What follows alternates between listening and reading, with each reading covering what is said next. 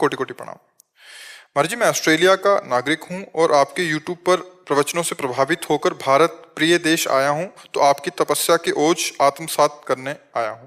महाराज जी, इनका एक लंबे में है बट मुख्यतः एक प्रश्न है कि अगर एक मजदूर सही नियत से काम करे, मजदूरी के पैसों से परिवार का सदस्यों का सभी जरूरतें पूरी करे, मेहमानों का, माँ बाप का, सबका सत्कार और जो जिम्मेदारी हो पूरी करे, परंतु ना कोई पूजा करे ना कोई नाम जप करे, बस नियत सही रखे, तो क्या उसके मोक्ष मिलेगा? ईश्वर से एकाकार होगा? नहीं, नहीं होगा।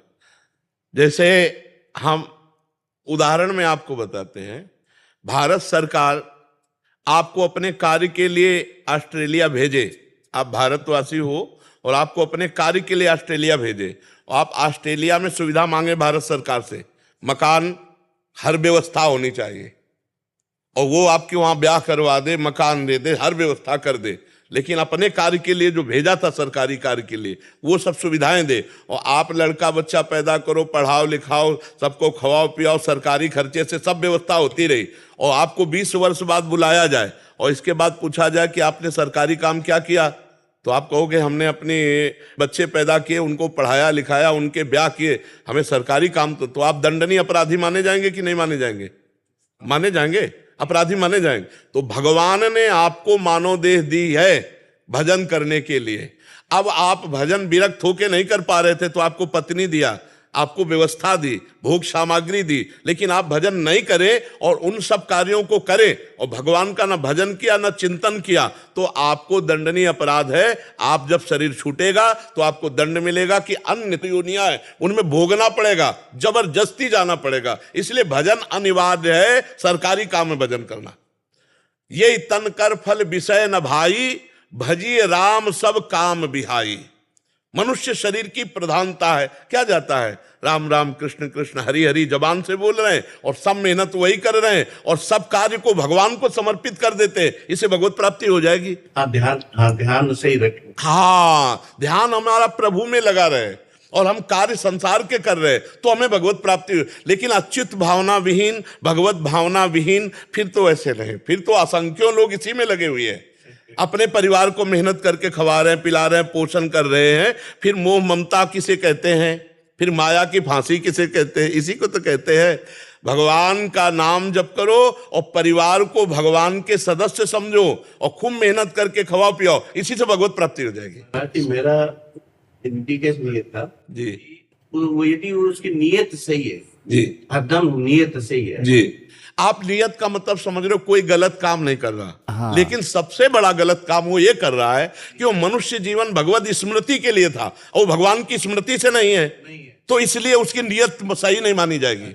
हाँ, जैसे सरकारी आदमी बनाकर आपको सरकारी सुविधा दी गई है तो वो हर माल सरकार का है, आप हर माल सरकार का भोग रहे हैं। भगवान की पत्नी दी हुई है, भगवान का पुत्र दिया हुआ है, भगवान का वैभव दिया हुआ है, भगवान का दिमाग दिया हुआ है, भगवान का शरीर दिया हुआ है, और आप भगवान का नाम जप नहीं कर रहे हैं तो पहली बात तो आप नियत से उल्टा चल रहे हैं। अगर उसको यह समझा जाए कि भाई मैं कोई बेईमानी तो नहीं कर रहा, तो सबसे बड़ी बेईमानी कर रहे हो, भगवान की चीज को अपना मान रहे हो। सही बात। भगवान के कार्य को ना करके अपनी मनमानी कार्य कर रहे हो, तो अब नियत कहां सही रही? नियत तो तब सही रही जब मुख में भगवान का नाम है और सब कुछ भगवान की सेवा है और मैं भगवान का दास हूं, अब नियत सही है।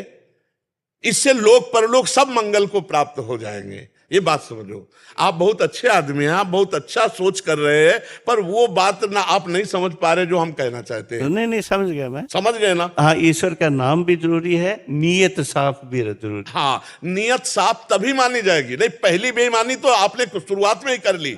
आपने अपने शरीर को अपना मान लिया और अपनी पत्नी को अपना मान लिया और वो भगवान की दी वस्तु, तो नियत तो वहीं से खराब हो गई।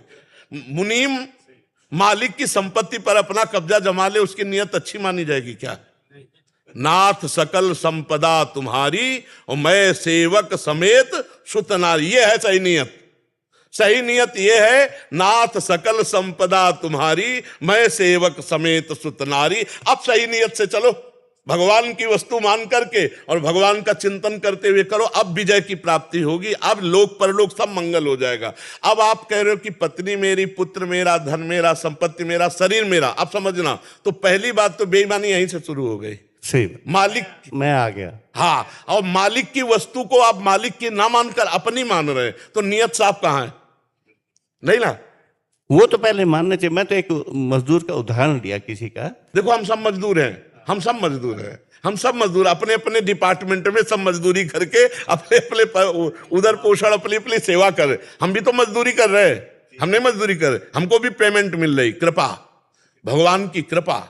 जब हम आपसे भगवत चर्चा कर रहे हैं, ड्यूटी बाय ड्यूटी रोज हम अपनी दिनचर्या कर रहे हैं, तो हमें भगवान की कृपा मिल रही। तो हम सब मजदूर हैं, हम सब लेबर हैं, मालिक तो एक ही है।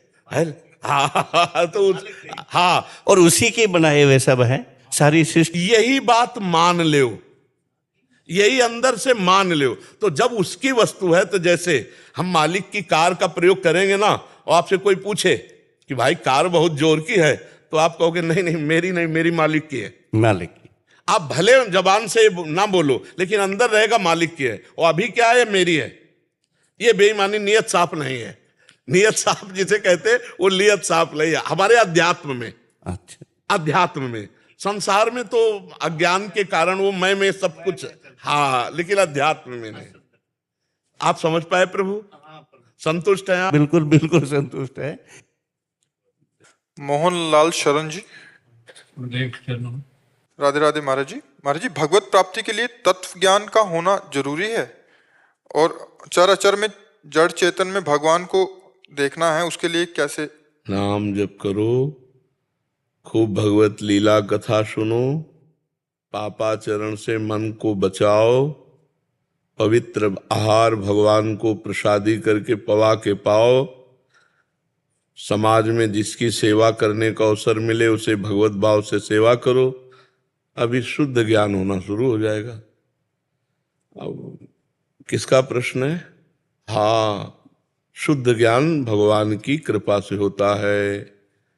सोई जानई जेहि देहु जनाई, तो जानत तुम्हें ही हुए जाई। भगवान ही अपने तत्व का ज्ञान अपने शरणागत भक्तों के हृदय में प्रकाशित करते हैं। खूब नाम जप करो, भगवत लीला कथा सुनो। अब तो आपका वृद्ध शरीर है, भगवत प्रसादी के सिवा कुछ मत खाओ पियो। पानी भी पियो तो प्रसादी करके ही पियो, और सात्विक भोजन पाओ, और भगवान से प्रार्थना करो, वो तत्व ज्ञान करा देंगे। अगर तत्व ज्ञान नहीं भी होता है और आप नाम जप करते हुए शरीर छोड़ते हैं, तो आपको भगवत प्राप्ति हो जाएगी। पक्का विश्वास करो। नाम अंत में अगर मुख से निकल जाए तो भगवान, तो हम अगर जीवन भर प्रयास करते हैं नाम जप करने का, वो अंतिम समय मूर्छा में या मृत्यु के भयानक कष्ट में हम नाम नहीं जप पाते, उस समय भगवान भगवद स्मृति बनते हैं, क्योंकि उनकी शरण में ना वो भगवद स्मृति बनते हैं, और उस दुख अवस्था में उसके हृदय में भगवान का स्मरण होता है, और अंतामति सो गति, भगवान के स्मरण के प्रभाव से उसे भगवत प्राप्ति हो जाती है। अब समय नहीं रह गया है कि आप आसन में बैठो या कोई साधना करो। अब तो एक ही बात है कि बस प्रार्थना करते रहो प्रभु से, और नाम जप करते रहो कि प्रभु मेरा जीवन आपके चरणों में है, अब आप देख लो।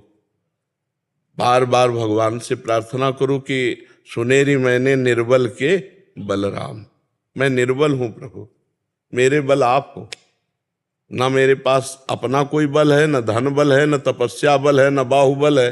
अपबल तपबल और बाहुबल चौथो बल है दाम, सूर किशोर कृपा ते सब बल, हारे को हरि नाम।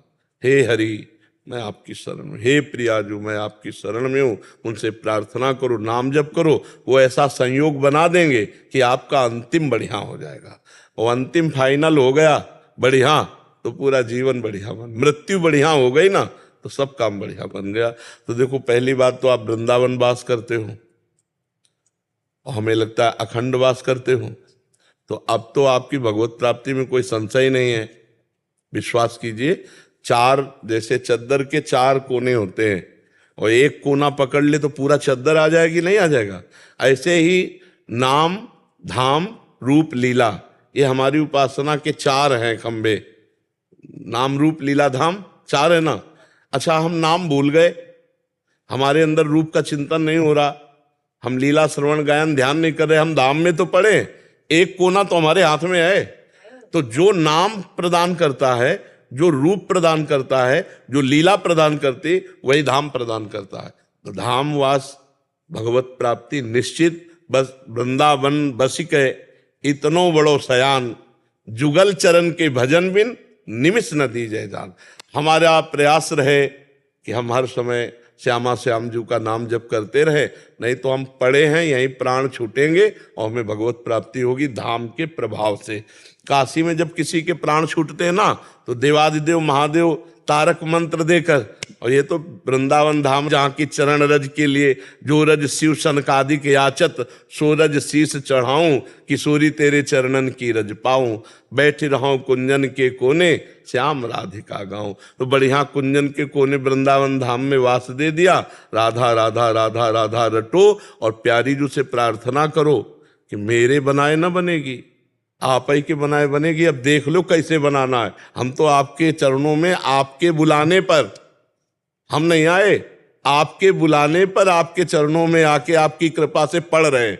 अब आप देख लो, काहू के बल भजन, काहू के आचार, और व्यास भरोसे कुंवर के सोवत पाव पसार। अब आप तत्व ज्ञान की चिंता न करो, वो सब अपना कर, वो उनका काम है। अपना काम है राधा राधा करके पड़े रहना।